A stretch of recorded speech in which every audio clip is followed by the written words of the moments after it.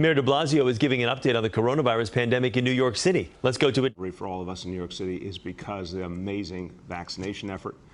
You're going to see in the indicators, these numbers just keep growing all the time. It's making a huge difference. It's the reason why so much of the life of New York City is coming back. And those vaccination numbers are going to go up a lot more because of the mandates and incentives we put in place that are really going to be fully felt in these coming weeks. So September, crucial turnaround time for New York City, crucial comeback time. And we keep seeing the signs of New York City's comeback loud and clear. And tonight is going to be a very important night because, look, when you think of New York City, there's so many great things about this place. But one of the things that the world feels about New York City is it's the capital of arts and culture. And people love, in particular, Broadway. When Broadway is up and running, it says so much about New York City. And tonight, a lot of Broadway is coming back. Some of the very biggest shows in Broadway are coming back tonight. Shows including Hamilton and Wicked and Lion King and Chicago, all coming back tonight. You can feel the life of the city coming back all the time. You know this is happening because of vaccination, because of really smart health and safety measures that are making it work for everyone, the folks who work there and the folks who come to see these amazing shows. A lot of jobs coming back, too, in the process. So this is really, really exciting. This is about who we are as New Yorkers. We are the arts and culture capital. Broadway and all of the arts and culture of this city express the life, the energy, the diversity, the spirit of New York City. It's in our heart and soul. It's also so much of what people do to make a living in this town, and that makes us great. So this is a big night for New York City's comeback. And I want you to hear from someone very special. I know she loves this city, and she has done amazing work and also given back to the city, which I appreciate deeply. And she has the distinction of being the star of one of the first shows to come back that was already up and running. And I really want to thank her for that, because every artist, performer, everyone, the musicians, everyone who works behind the curtain, everyone who brought back each show did something great for New York City. So she's the star of Waitress the Musical. She wrote all the music for it, and she's making her grand return to Broadway. Grammy winner and Tony and Emmy nominated. We welcome Sarah Bareilles. Hello. Good morning. How you doing? I'm doing so well. I feel so lucky to be here. And this, like you said, is just a magic day for the entire theater community. It was so thrilling. That very first performance, we were one of the first two shows to open. It was Waitress in Hadestown on September 2nd. And to describe the feeling in the room as electric does not even do it close to justice. It was standing ovations before the curtain even went up. I think you got to feel the real hunger and the appetite of the audience, as well as the artists and crew members working so hard to put these productions together. And it was just absolutely unforgettable. And every night since has been kind of a variation on that same theme. You can just see the joy and the relief. And I have to say, every night I look out at that audience and I thought it would be really strange to see people in masks. And I actually really receive it as this act of generosity. It's actually so incredible to see that this is, you know, the protocol right now, and everyone adheres to it. No complaints, no issues whatsoever. It's just been a beautiful kind of generous exchange of the audience and the artists. And I feel Broadway is my home. New York is my home. There's no better place on earth as far as I'm concerned. And Broadway is such a huge part of New York City and welcoming people back to this great place. Sarah, I love what you said, and I really appreciate your point that the folks wearing masks are doing something for everyone else. That's a powerful point about we're all in this together, and it is an act of generosity. But I also want to say what you're doing is an act of generosity, because by being in the first wave of performers to come back, you proved it could be done, and that was seen all over the world. I want to thank you for that. And I have a question for you, because you mentioned the kind of more than electric moment. So which moment in the show, which song, when you sang it, was like the most special moment to you that first night? It's interesting because normally I would probably say there's a song in the show called She Used to Be Mine, which is a favorite of a lot of our audience members. It comes sort of later in the show. But I mean, our very first audience, I dropped a prop full of, it's orange juice, but it's meant to be butter. I dropped a prop all over the stage. My hands were shaking. I was so moved and overwhelmed. My voice was shaking. It was the very first song in the show. And then our very first opening number that includes the entire cast is a song called Opening Up. So it had this kind of secondary meaning, and the audience just went absolutely wild. It was incredible.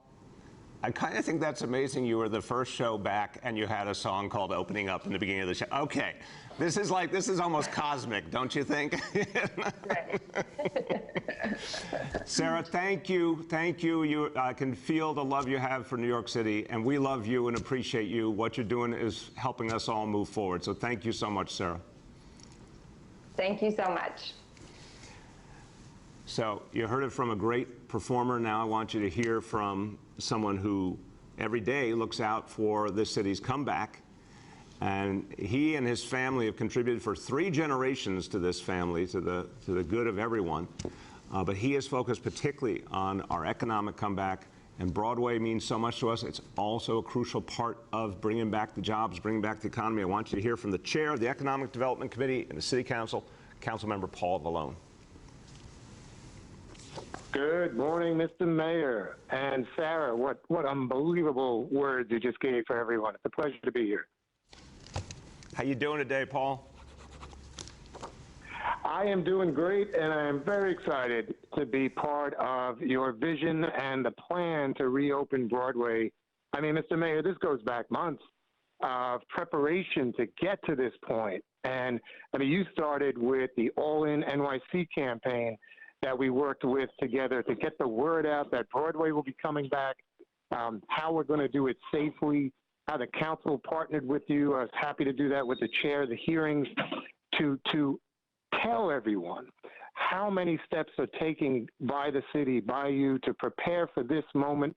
You have such great partners. I mean, Charlotte St. Martin, the president of the Broadway League, she's been everywhere. Fred Dixon, the New York and Company, the Times Square Alliance. It's always been an honor to work with your whole team and spread the news, again, of why we had over 60 million tourists that come to New York City and how important it is this day, this night, to stand with our brothers and sisters and actors and employees on Broadway to show the world again what makes us so amazing. So even last week, you and I passed the new theater zoning district, which allowed the Times Square to basically police and take care of Times Square so that tourists and our residents can safely navigate through, know where to go, have those friendly faces on the corner, explaining all the steps that have been done to re-transform Times Square. It truly has been an honor to work with you on this.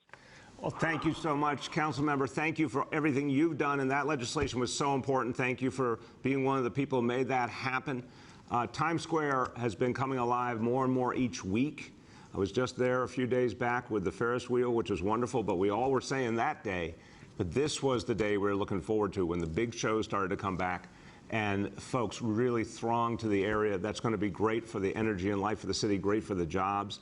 So thank you so much for your support. And I got to tell you, I am excited because what I'm hearing from a lot of folks in the business community is they're very pleasantly surprised by the number of tourists already, obviously overwhelmingly domestic, but we're going to see a huge surge when international travel intensifies.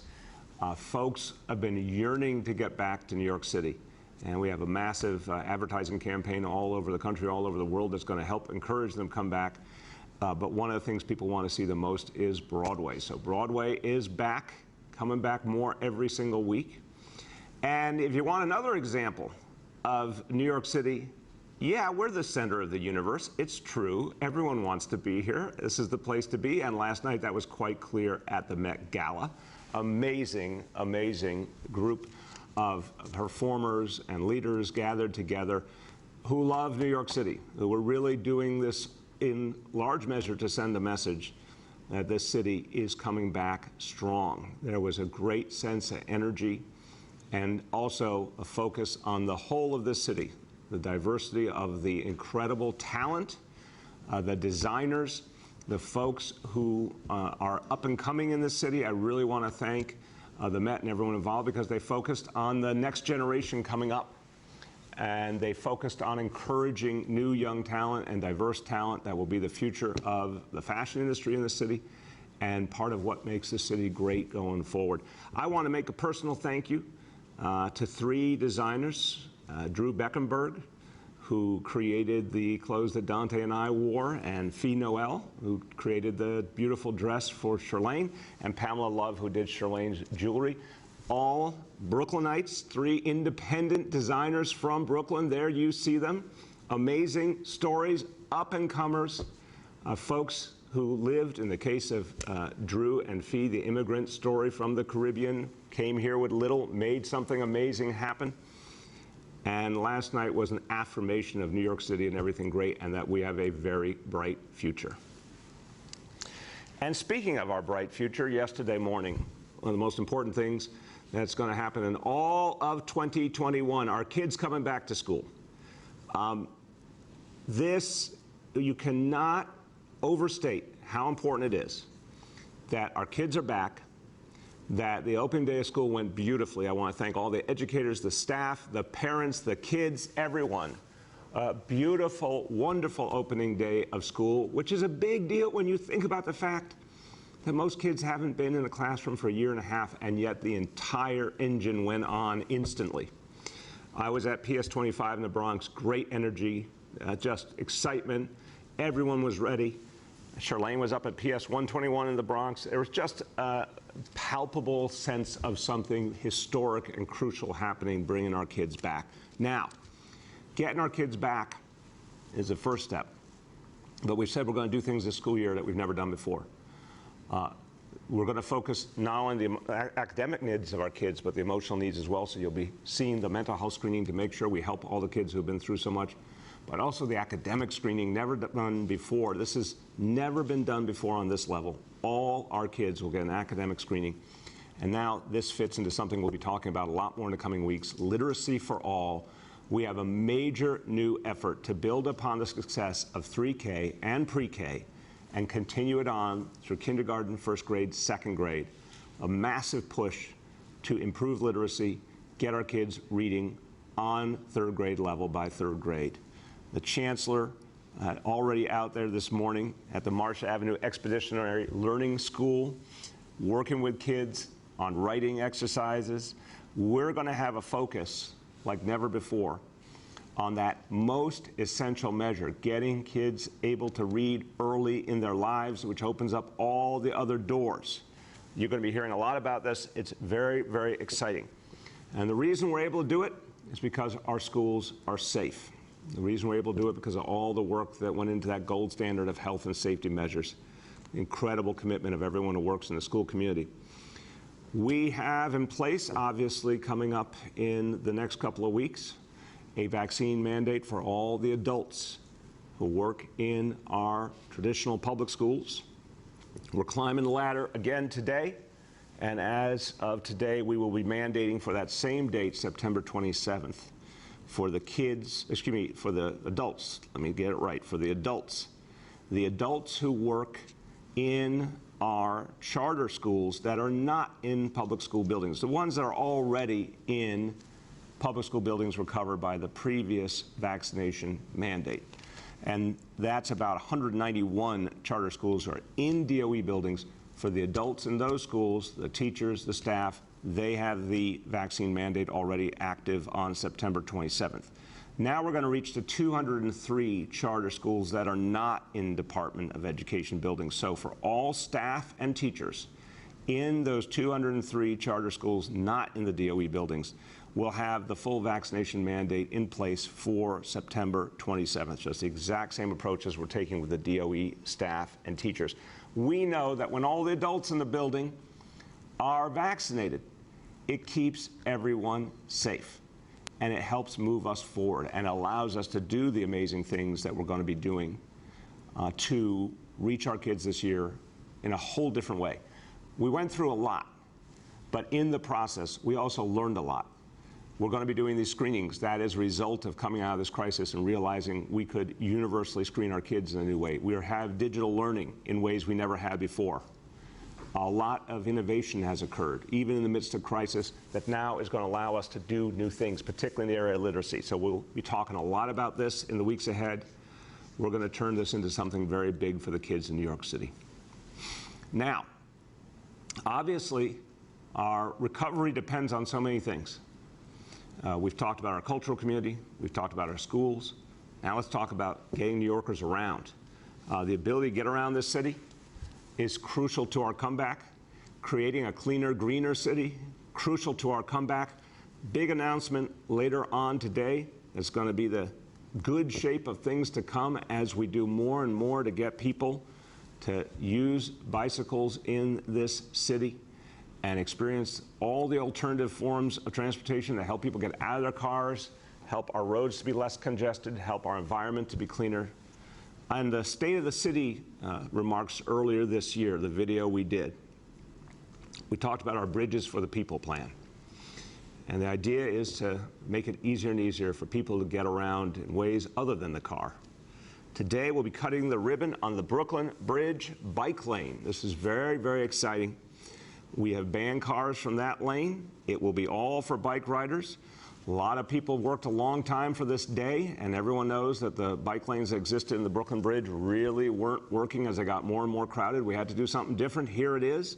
Someone who's very excited about it, who represents communities on both sides of the bridge, and he's also the chair of the Housing, Construction, and Community Development Committee in the State Senate. My pleasure to introduce State Senator Brian Cavanaugh.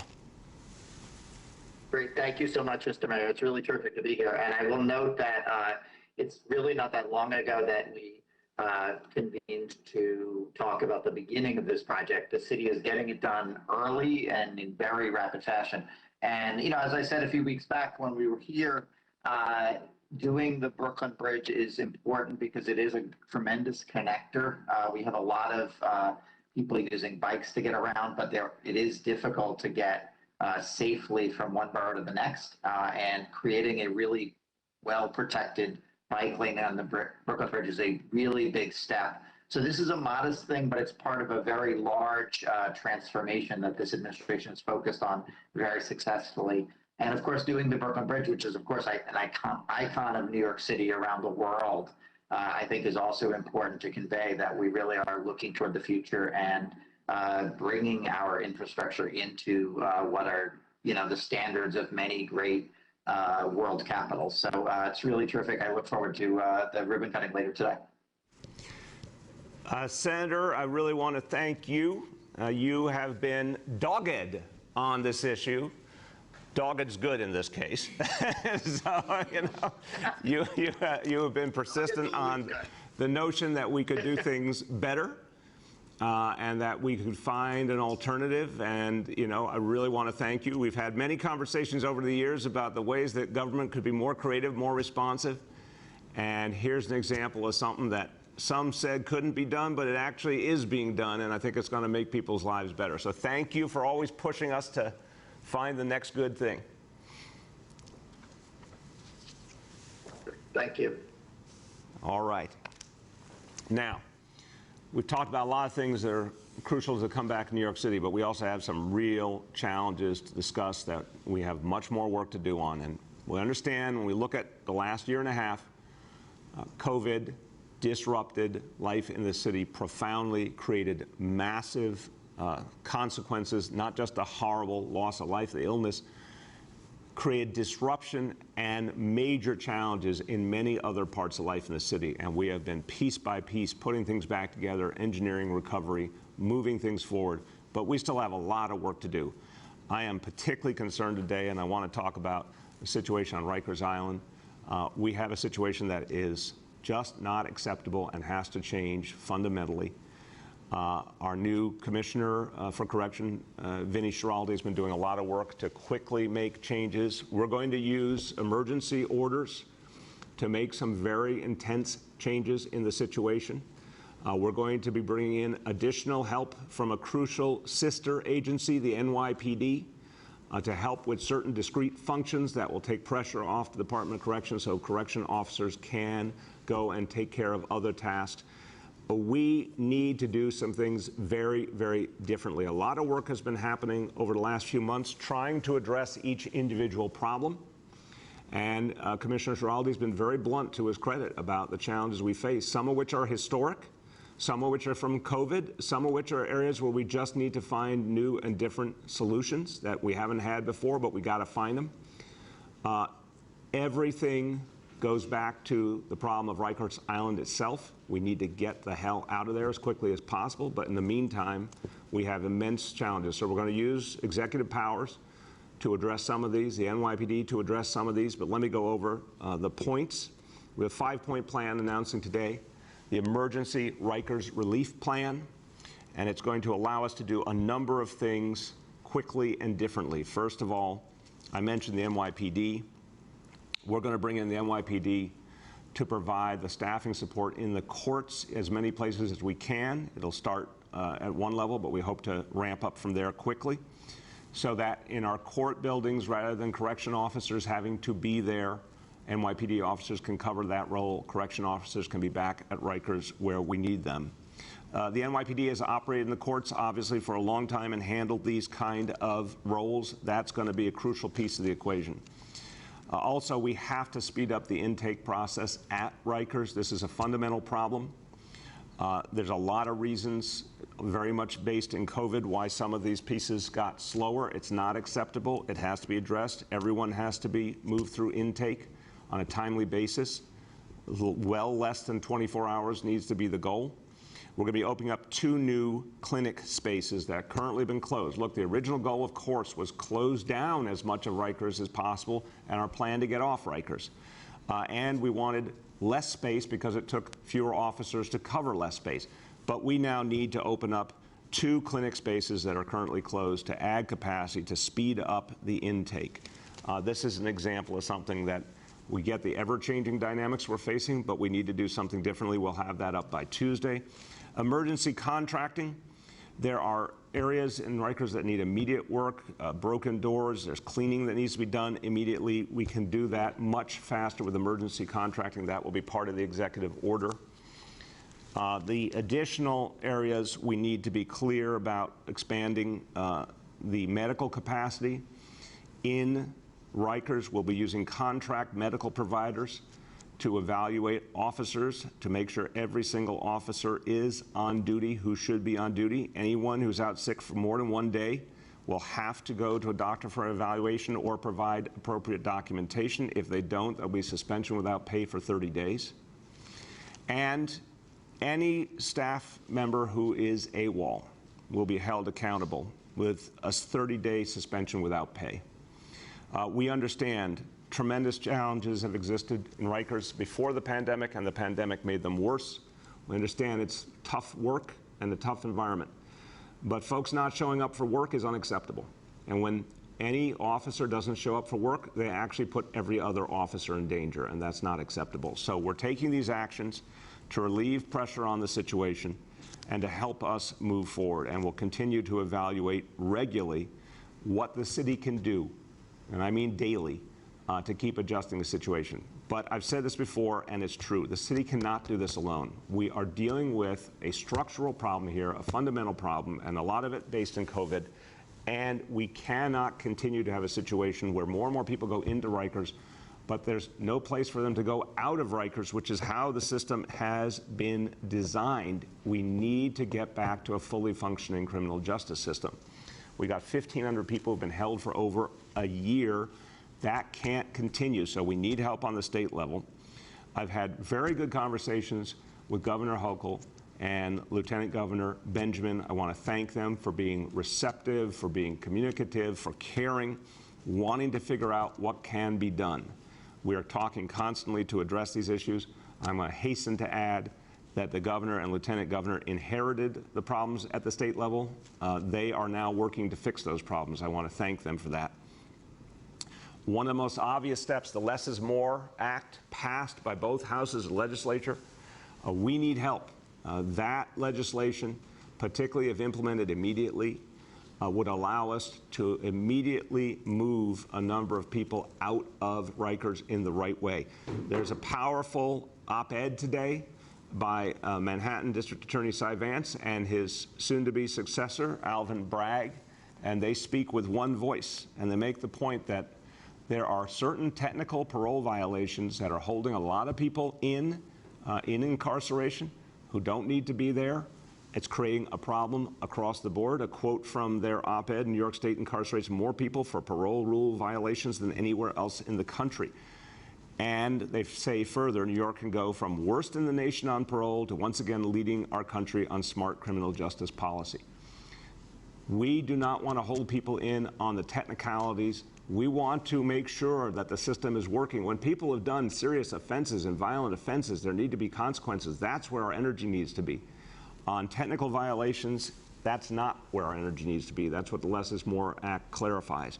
We need it signed. We need to move forward. Further, the state, and I've had this conversation again with the governor, appreciate her willingness to hear and think about how they can solve this problem. We're asking the state to take all of the inmates who are scheduled for transfer to state facilities, to do that in every case within 5 days of that transfer being arranged. Every single day matters here. Everyone who could go to another facility appropriately and should takes pressure off the situation at Rikers. We're asking the state's help there, and then something you've heard from me for now over the whole last year, we've got to get the larger criminal justice system up and running. Again, with the courts not fully functioning, with people in Rikers who should have gone through a trial by now, it is one of the exacerbating factors. I want to ask the Office of Court Administration to please schedule 500 of the cases of people right now in Rikers. Again, 1,500 people held for over a year awaiting trial. Schedule at least 500 of those cases now to start the process and help us move forward. Another thing Office of Court Administration can do: urge judges and support judges in using supervised release for non-violent offenders. Non-violent offenders. Using supervised release instead of pretrial detention at Rikers will help relieve pressure on the situation in a safe, smarter way. Look, for years and years we made progress. NYPD led the way. Fewer and fewer arrests while driving down crime. We ended the era of mass incarceration. We drove incarceration to the lowest level it had been in decades and decades. We then got hit by the pandemic, which has created so many challenges. We have to recreate our progress, reduce incarceration the right way, get to that new community-based jail system, get out of Rikers. These steps still can happen. We have profound problems to address right now, but we've got to also stay focused on the bigger goal, and we can do it.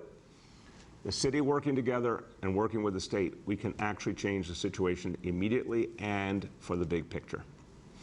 Okay, with that, let's go over today's indicators. And the first one, again, so powerful, the number of folks vaccinated. This is why everything else we talked about earlier in today's presentation was possible. The level of vaccination in the city continues to deepen. We are, as of today, at 11,073,978 doses. Absolutely wonderful. Number two, daily number of people admitted to New York City hospitals for suspected COVID-19. Today's report, 117 patients. Confirmed positivity level of 15%. Hospitalization rate per 100,000 people. Again, this is a very important indicator. We're seeing some progress here, 1.08. And finally, number three, new reported cases on a 7-day average. Today's report, 1,433 cases. Okay. Now let me say a few words in Spanish, and I'm going to go back to the beginning of school and the effort today to further the vaccine mandates for the adults who work, the staff and teachers who work in the charter schools outside of DOE buildings. Ayer Fue un increíble y mágico primer día de clases. Y vamos a seguir así. Comenzando este mes, todos los maestros y trabajadores de escuelas charter tendrán que ponerse la vacuna. Tenga la certeza de que sus hijos estarán seguros yendo a clase. With that, let's turn to our colleagues in the media, and please let me know the name and outlet of each journalist. Good morning. We will now begin our Q&A. As a reminder, we are joined by Health Commissioner Dr. Dave Choksi, Dr. Mitch Katz, President and CEO of New York City Health and Hospitals, Chancellor Misha Ross Porter, First Deputy Mayor Dean Foulahan, Marco Soler, Director of the Mayor's Office of Criminal Justice, Department of Corrections Commissioner Vinny Schiraldi, and MOM Commissioner Ann Del Castillo. Our first question for today goes to Andrew Siff from NBC. Morning, Mr. Mayor and everyone on the call. Mayor, I wanted to ask you about school attendance. The DOE initial number is 82.4%, which is clearly better than some people feared or thought might happen, but not as high as the last time we had a first day of school before the pandemic when it was about 90%. And if that number holds, and our math is right, that would be about 80,000 kids who weren't there. And I'm wondering how you're tracking that and how concerned you are that there might be tens of thousands of kids who are staying home right now. Andrew, let me go over the number. Thank you for the question, and it was an informed question. I thank you, but let me give you the facts so you can see the perspective I am taking of this. 82.4% is the initial information, but we know we don't have full reports from all our schools. So there's still several hundred schools where we need to clarify the information, but 82.4% is our working number right now.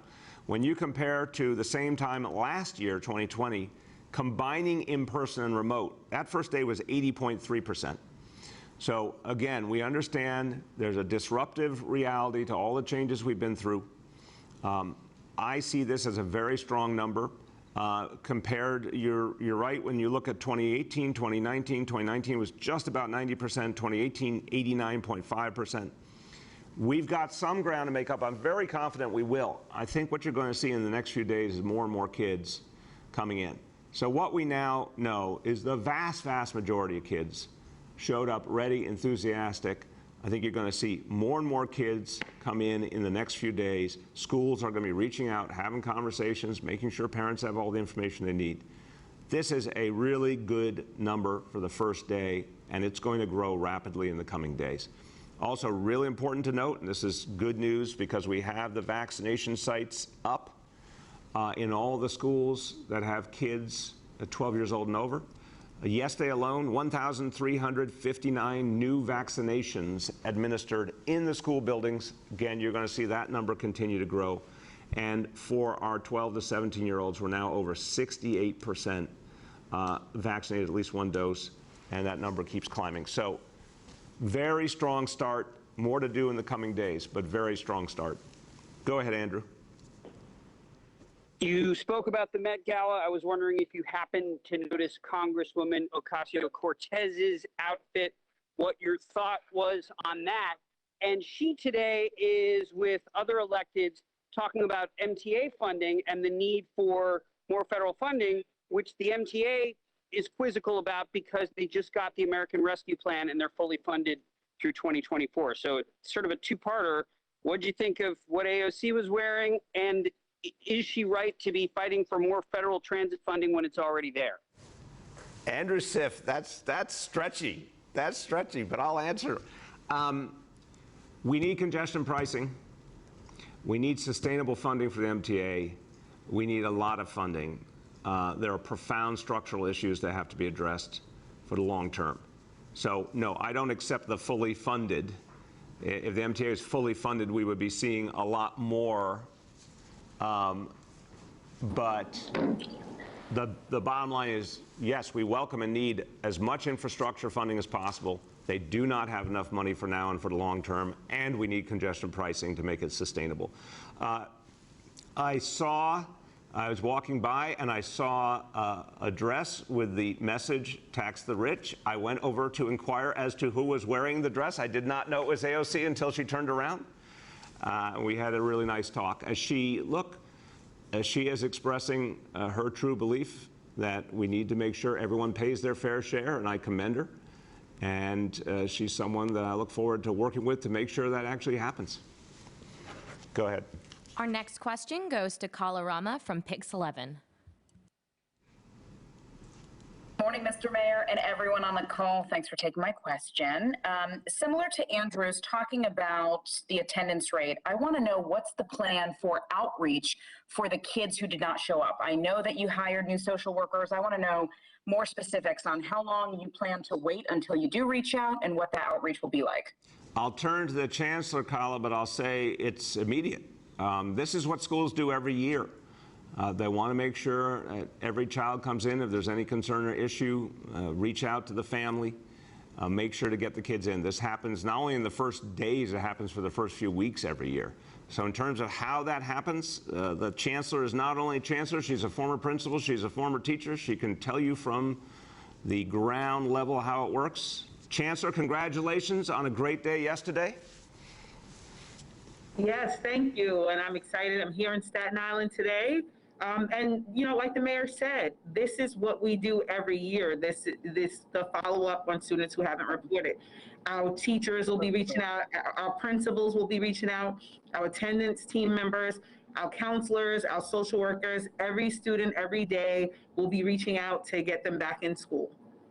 Excellent. Go ahead, Kyle. All right, and then I wanted to know about teachers and their medical accommodations. How many have applied for medical accommodations and how many were approved? I'll turn to the Chancellor again and just say, you know, we went through a very rigorous process and arbitration where the rules were very different this year than last year, and the dynamics were rare, and the way it's structured, it will be a rarity for someone to need a medical accommodation, because what we have is vaccination, which almost everyone can receive medically. So I'd like to do two things. I'd like the Chancellor to speak to that, and then Dr. Choksi, just on a fact level, to remind the public of how the vast, vast majority of people can be vaccinated and do not have a medical reason why they can't. So to the numbers first, Chancellor. Yeah, so we're not seeing high numbers. We don't have final numbers yet. We're monitoring the system, and you know, as the mayor says, we don't expect the numbers to be expansive because of the limited number of folks that aren't eligible for the vaccination. So we're looking forward to continuing to review the data as it comes in and work with our teachers to resolve the escalations and the requests. Thank you. And Dr. Choksi, how rare is it? Give us your informed opinion. How rare is it that someone is medically unable to be vaccinated? Thank you, sir. And exactly as you said, true medical exemptions are extremely rare. The CDC lays out the specific medical contraindications to vaccination, and they involve having a severe allergy to one of the vaccines or one of the components of the vaccine. But importantly, such that someone cannot receive any of the 3 authorized COVID-19 vaccines. And that situation, we know, is extremely rare. There's one other thing that I'll say, which is that one of the things that we do hear frequently is that people are concerned about vaccination in the context of underlying health conditions. And as a doctor, it's very clear in terms of our guidance that people with underlying health conditions often have the greatest benefit from vaccination, and they're precisely the ones that we want to get vaccinated to have the protection against COVID-19. Thank you, Doctor. Our next question goes to Juliet from 1010 Wins. Hey, good morning, Mr. Mayor. Actually glad to hear that we now know who you wore to the Met Gala last night. But I'm wondering, are you planning to attend a Broadway show tonight or in the near future? And do you have any numbers on the tourists that are showing up for Broadway? I am very much looking forward to attending a show soon. I want to turn in a second to Ann Del Castillo, who's our commissioner for the Mayor's Office for Media Entertainment. She can give you a sense of what the Broadway community is seeing and what they're projecting about tourists coming back to Broadway. But I'll tell you, it's incredibly exciting that Broadway is back. I urge all New Yorkers, if you can, get out there and be a part of it any way you can. I also want to say, Juliet, to the beginning of your question, it's really wonderful to see the up-and-coming talent in this city, and just want to give a special shout out again to Drew Beckenberg, who Dante and I worked with. But this is just a great story. This is a guy who grew up in Kingston, Jamaica. His family immigrated when he was young to Brooklyn. He started out as a barber, and then he had a flair for fashion. He started to make t-shirts, and that has allowed him to get to the point now where he has his own fashion house and is doing amazing work and representing all of this city in the process. So shout out to Drew, congratulations. And now in terms of tourists coming back on Broadway, Ann Del Castillo, what can you tell us? Good morning. So, in terms of tourist numbers, I would actually have to confer with our colleagues at NYC and Company for the most accurate numbers. But Broadway is certainly making a strong comeback. There's at least 30 shows opening between now and the end of the year. As the mayor said, there's 4 big ones opening tonight, as well as one new work opening, Lackawanna Blues. And so to see new works opening on Broadway is also very exciting. I was just in Times Square on Sunday, and we're definitely seeing them come back. It's very the shows are selling tickets, and it's a really strong open for Broadway. In fact, this coming weekend, there will be they'll be doing their curtain up to signal the big reopening for Broadway. So I do encourage people to come out for that and really support their shows. Thank you so much. Go ahead, Juliet. Okay, that's great news. Thank you. I wanted to also ask you, what happened to the dangerous vehicle abatement program to get serial speeders and red light violator cars off the street? Why wasn't that implemented? Yeah, and Juliet, I want to get clearer answers on that too. This is something that I believe in fundamentally. I was proud to sign that and support that legislation. I understand there was a lot of disruption in every part of our lives and in our city government during COVID, but I want to find out why this didn't happen on a timely basis and then give you a sharp, clear answer, because I'm a strong believer in more stringent penalties. We've managed to achieve some of them already on the state level, on the city level, with the speed cameras. I'm a believer we need consequences, but it also depends on our city agencies following through properly. So I will get you an update on that quickly. Our next question goes to Jillian from New York One. Hi, Mayor. Thanks for taking my question. I wanted to go back to the attendance numbers. Sorry to belabor the point. But, Andrew asked a question about how, kind of extrapolating how many students weren't in class. And I guess I'm asking if we can get more information that would make sure we can be accurate about that. You've given us a rate, which is generally reached by having a numerator and a denominator, the numerator being the amount of kids who showed up and the denominator being the amount of kids who were expected to show up, not necessarily total enrollment, which I know isn't done yet. So is there any way that we can have the DOE show their work and tell us how many students they expected yesterday and how many showed up? Yeah, and I really appreciate a very knowledgeable question, Jillian. I know you've covered this beat for a while and you know your stuff. The notion of what's expected in the first day or the first week versus during the month of September, and we know historically that attendance grows over the first few weeks, and also families sort out which school they're going to go to. In some cases, not always resolved by the first day of school. So yes, we'll release the information we have, as you said, show our work. But Chancellor, if you could speak to that point of what your historical experience has been of the difference between what you think the first day is going to be like versus what sorts out over the next few weeks. Chancellor, can you hear me? I know she's out there. Can you hear me? There you go. Can you hear me, sir? Yeah, go ahead. Okay, perfect. Yeah. So, to your point, right, like the first days are different. We had a ton of students showing up, registering at schools yesterday.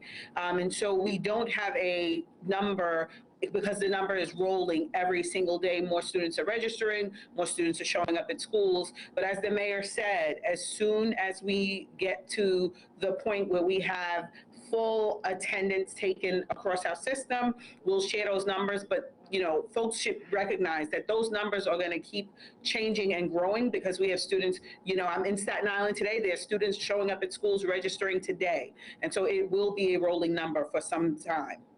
Thank you. Go ahead, Jillian. Thank you. I appreciate that. Thanks to New York City Public Schools for teaching me fractions, I guess. I'd like to also ask about some busing issues that we've heard of at New York One. Yesterday, my colleague Dan Rivoli did a story about a family where the child was taken to the wrong school on the bus, and the parent only found out because she had an Apple Air tile tracking her student hidden in the student's shoe, which showed her that she had been dropped off at the wrong school, and the parent went to go pick her up. We also heard from a family on the Upper East Side with a special needs student who's supposed to be bused. The bus didn't show up yesterday. When the parent called, the bus company said they didn't have the staff and didn't offer her any solution. Bus also didn't come today, so that parent's been driving their child to school. There's always some busing issues at the first day of school. Why are these still happening, and is there a staffing issue in regards to yellow school buses? From everything I know, the answer is no, but I'm going to turn to, we have our first deputy mayor with us, Dean Foulahan, who's worked intensely on these issues, and obviously the chancellor as well. But let me just frame it real quick, Jillian. We put a lot of energy into improving our busing system, including creating a nonprofit, which is really important to have more independence in the way we provide busing services for schools, more ability to ensure that the buses are working effectively. I always get worried when a parent, an anxious parent calls and someone tries to blow them off or say, we don't have enough staff. That's an unacceptable answer. Anyone who says something like that, that's just unacceptable. And kids not being picked up when they're supposed to be picked up is unacceptable. That creates real fear and concern for parents, and especially if the wrong bus picks up a kid. All those things are nerve-wracking for parents.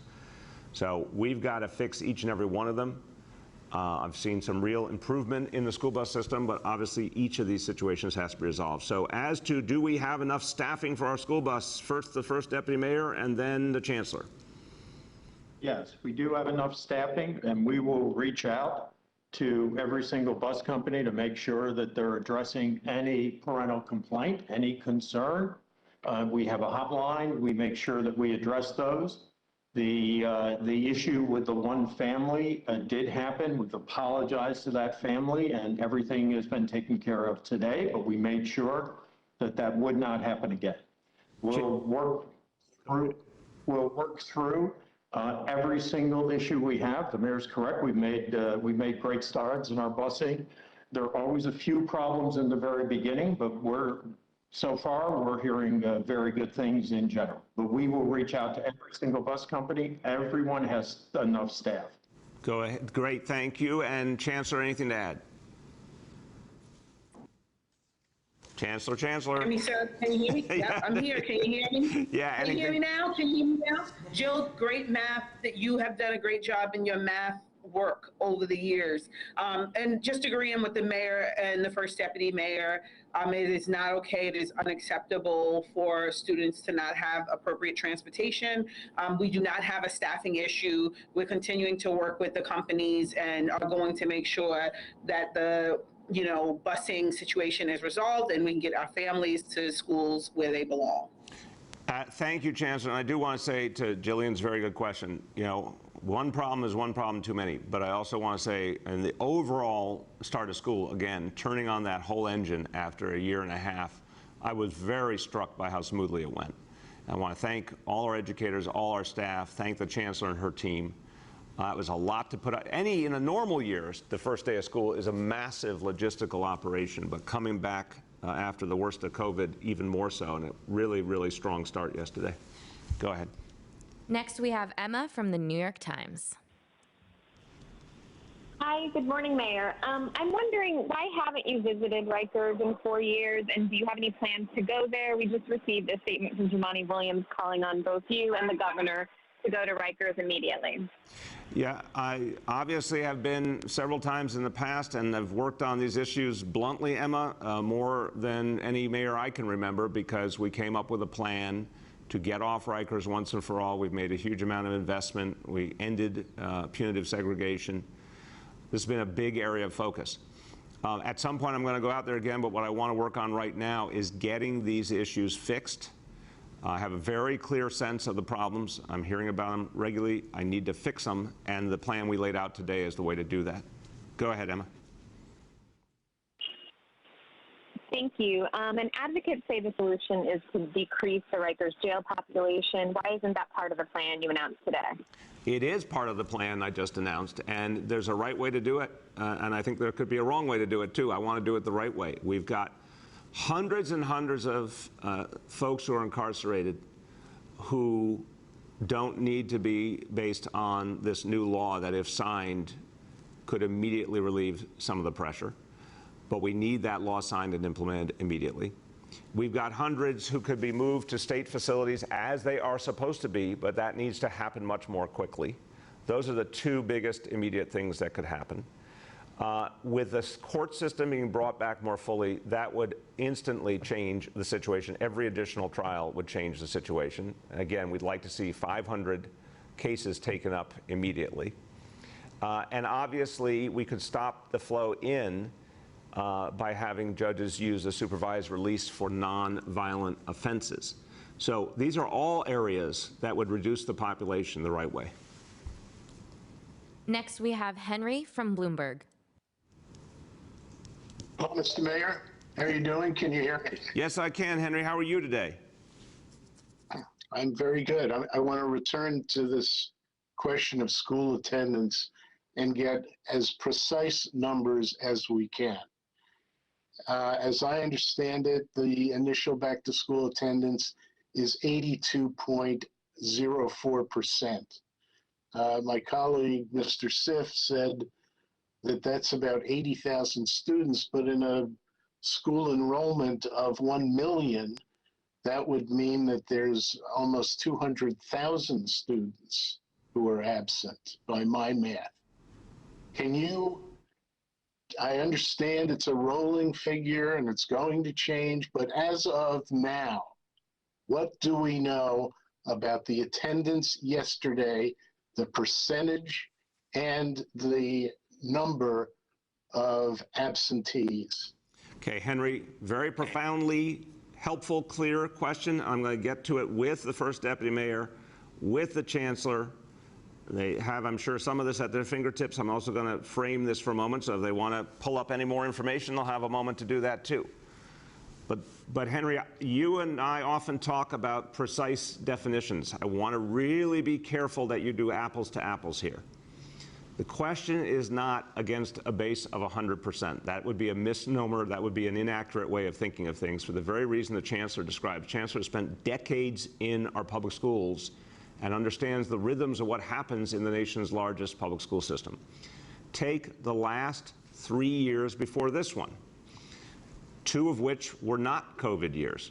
2018 first day of school, 89.5%. 2019 first day of school, 90.1%.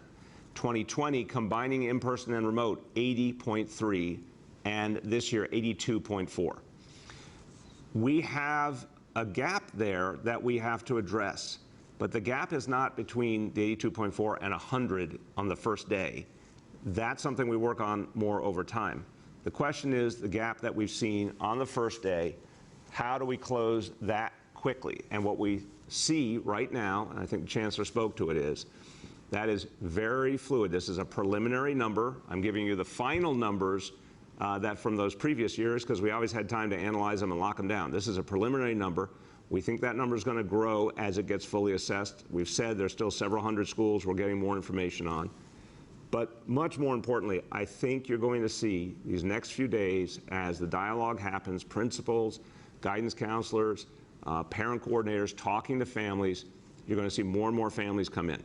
So we are very satisfied with this as our initial preliminary number. We think that number is going to change in the next few days and then change even more in the course of September, which is the historic pattern. With that, to your pure question of giving the best numbers we can on what base we're working from, that becomes, it's sort of like Jillian's math question too, that becomes the basis for getting to the 82.4%. Chancellor, First Deputy Mayor, anyone got some base number there? And again, knowing that hundreds of schools are not yet fully in this calculation. We don't have a base number because the number that we gave is based on preliminary attendance data, based on a total number of the register for yesterday. In addition, we have 350 of the 1,600 schools who haven't reported attendance rates to date yet. We expect to have that by the end of the day and be able to give a more precise number. Okay, First Deputy Mayor, want to add anything? No, I think that accurately covers exactly where we are today. Great. Go ahead, Henry. Henry? Okay, I understand that there are still 350 schools yet to report. But what can you tell us with good, hard numbers of how many students showed up yesterday? Well, it's a little bit of a circular question, respectfully, because until we get those last schools, we can't tell you fully. What we can tell you, and I'm going to turn to the Chancellor again, I think there's nothing more powerful than educated estimate when we don't have final information, and this is part of what we deal with all the time. I'm almost feeling like we're talking about election results, which we know take much, much longer to come in than the school attendance data. Chancellor, you were around the city yesterday. You've been talking to superintendents. You've been talking to principals. I think giving us your impression of where attendance is versus what you thought you were going to see is very valuable. And then soon, to Henry's fair point, we'll be able to give very hard numbers when all schools are reporting in and we have a final counting. But what did you see, Chancellor? So we saw students excited about being in school. We also saw in Staten Island a number of students returning from private schools registering back into the public school system. And so again, you know, we are looking forward to getting the number, but I think it's just important to note, we want to expect that day one number to increase based on the schools that haven't reported, and two, will also increase based on the rolling registration that was happening not only yesterday, but continues to happen throughout the week. And several more weeks to come, bluntly. Yes. Okay, go ahead. Our next question goes to Alex from Chalkbeat. Hey, Mr. Mayor, how are you? Good, Alex. How you been? I've been doing all right. Thanks for asking. So I wanted to ask a question about the classroom closures that we've seen so far. The DOE reported yesterday that 50 or so have initiated the process of closing after positive cases have come up. Obviously, that for now is a fairly small number of the overall number of classrooms that the city operates. But we do know that in the charter sector, there have been hundreds of classroom closures so far. Success Academy, which is the city's largest charter network, has already shut down about 22% of its classrooms, at least temporarily. And so it doesn't seem like a pure hypothetical to say that we're likely to see a fair number of classroom closures in the coming weeks and months. And part of that is because the city's rules right now for closing classrooms are fairly conservative, especially for elementary school classrooms where one case can shut down a classroom. So I'm wondering how the city is preparing for those likely closures and whether there's a possibility that you'll reconsider that one case closure trigger. Excellent question. Let me, it's a complex and important question. I'm going to get the First Deputy Mayor in to talk about this, but I want to start at the end of your question. We are constantly assessing the situation. You're right, the standard we're holding right now is conservative. It's something that we have said explicitly we would reconsider depending on how things go over the first few weeks. So, most important answer to that, yes, that is going to be reassessed, but we're starting with it. Second, I think the numbers are getting kind of mushed together here a little bit, and I think that the number put up regarding the DOE classrooms was not clear. It combined situations where there was a potential classroom closure with situations where there was something different than a classroom closure and called it all classroom closure. That's not helpful. That is being fixed right now. You're going to have new data very shortly. I believe, and Dean or the Chancellor can help me, I believe the base to work from is 48,000 classrooms. I think that's our system-wide number. Someone confirmed, Dean, Chancellor, is that right? Correct. 48,000 classrooms. So as we look at the situation, we'll judge accordingly. Alex, I want to go back and check on the charter experience. I had heard numbers somewhat different than what you reported. I want to respect your report, but I want to assess that closely. I want to go by what we know. What we saw as recently as June in our public schools, normal school year, and then what we saw in July and August in summer rising. So all of summer rising, 200,000 plus kids, we had 2 school closures and relatively few classroom closures. And Delta was stronger then than it is now, and we always have much more vaccination now. So I again believe this will be a limited reality, but we're going to assess it closely, and we're going to certainly assess the policy as we see things play out. First, Deputy Mayor, in terms of the numbers, or of course, Chancellor, in terms of the true numbers of what's going on in the DOE and the comparison to what we've seen from the charter so far, you want to comment on that? Yes, you're absolutely correct. We are redoing the numbers today. The numbers add actually to the number of classroom closures, so we're going back over them both in the charter sector and at DOE. Stop you. I'm jumping in on you for a second. When you say the numbers add, I'm clarifying for Alex's sake.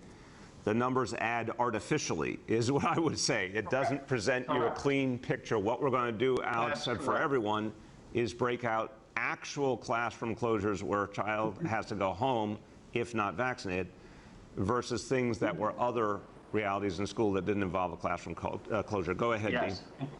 In addition, we will also be listing partial classroom closures because, as you know, in middle school and high school, it won't be necessarily a full classroom closure. Very often, in most cases, it will not. So we are separating that data as we speak today, and later in the day, we'll give you a more accurate reflection of exactly what's happening at our schools and at the charter schools, and the numbers will be lower. Very good. Go ahead, Alex. Also, sorry. So I just also wanted to flag, the DOE said yesterday there are about 65,000 classrooms. So if someone could just clarify whether it's 65,000 or 48,000, that would be really helpful. That would be really helpful. Go ahead. And just following up on the Situation Room, you know, last year the Situation Room was typically open until about 7:30 in the evening. This year it appears to be open. It appears to be closing at around 3:30.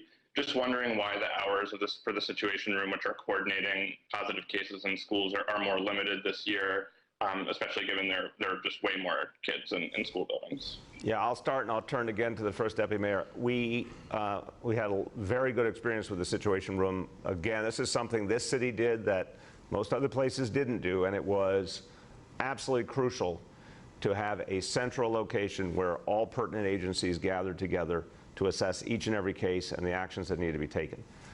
Tremendous credit to Commissioner Melanie LaRocca and her team at Department of Buildings who coordinated the whole thing. Of course, Test and Trace Corps, DOE, SCA, so many different folks were a part of making it work.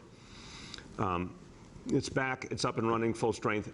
My first answer then to Dean is we found that we could achieve the same work in a more concentrated schedule because now people are very, very familiar with how to go about this work. We have a lot more tools than we had when we started it from scratch, so we can get it done in this schedule effectively. First Deputy Mayor, you want to add? Yes, correct. We are fully staffed and the Situation Room is handling it and we have no complaints. And by the way, while the complaints received end at 3:30, they continue to work with schools throughout the remainder of the day. So we're seeing no issues, and we're prepared if we need to expand the hours or expand staff, we're prepared to do that. And clarification, on the number of classrooms. Mayor, you're correct. There are 48,000 full classrooms.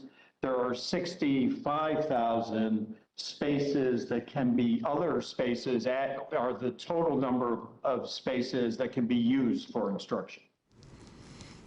Okay, that's an interesting split decision.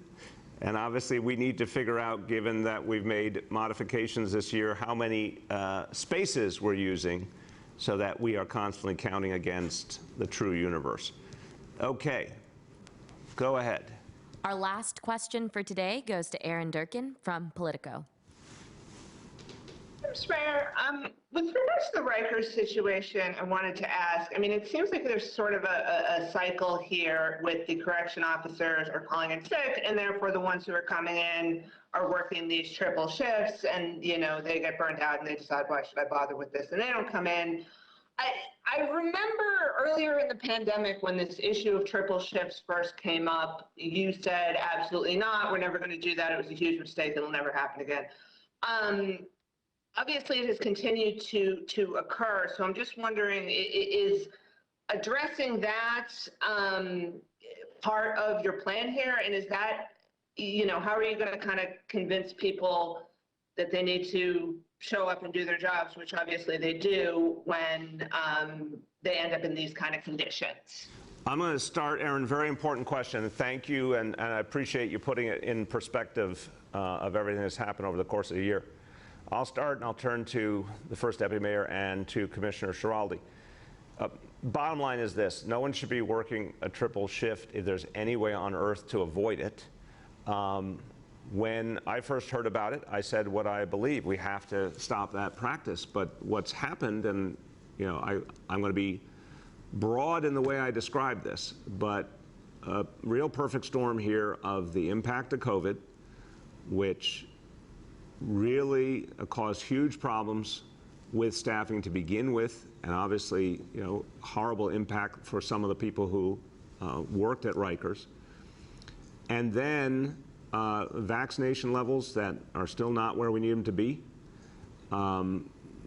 Decisions, and you know, I think there's been some messages put out that are not the right messages to the workers, not from the city, from other quarters, discouraging people from working. And folks deciding not to work when they were supposed to work, which is really unfair to their colleagues. And all of that made a bad situation worse. Not so long ago, Aaron, we found as we kept shrinking our jail system, you know, we wanted to end mass incarceration rightfully. We made the jail system smaller and smaller, fewer and fewer inmates. We had a lot of staff. We had plenty of staff. And then the COVID dynamic threw that entirely in reverse. And so we've moved now to, we have another academy class coming. And we're trying to do everything we can to support the folks who are doing good work. And so many of our officers do really tough work and do it well. But anyone who is faking sickness is hurting their fellow officer and needs to stop. And we're going to be very aggressive about that. First Deputy Mayor and Commissioner, do you want to speak to that? No, you've said it. It's the reason for the 5 points you laid out. We don't want triples. The commissioner and I talk about this every single day, and we're finding ways to reduce that, but we need to do it immediately. That's the reason for the emergency order. That's the reason for these actions on both the operational side and then working with the state to reduce the population immediately. Thank you. Go ahead, Commissioner. Yeah, I guess I would just add, there really is no one thing you can do to fix this problem. That's why the mayor's got 5 points, not 1 point to his plan. Got to get the population down in a safe and effective way by working with the courts, working with the state. Got to encourage people to come to work. We also have to discipline them when they fake, as the mayor said.